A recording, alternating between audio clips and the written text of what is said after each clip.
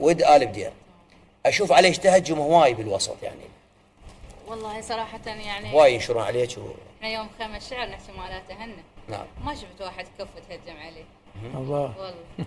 والنعم منك. يعني صراحة والله ما شفت واحد كفو انه ممكن اعاتبه يعني. يعني ماكو انه كفو تردين لا عليه. هذا اللي شافني اني يستوني ظهره للشاشة اعتبرها البعض يعتبره خوف خاف. لا يريد يصير له صيت. لا يعتبره خوف انه ما تردين مثلا. لا والله يريد يصير له صيت. ها. والله لان انا من يحكي عليه راح اعلق له اسوي له عادة نشر. شرفتينا ببرنامج خيمة الشعر وكنت ضيفة مبدعة وخفيفة الظل انت والاخ العزيز المبدع كرار الشيخ. من الشرف ان شاء الله. هاي خيمة شعر حقيقي ان شاء الله. الله يسلمك. وتخرج مبدعين مثلك ومثل اختي الستويت والقائمين على البرنامج فائق واخونا المخرج.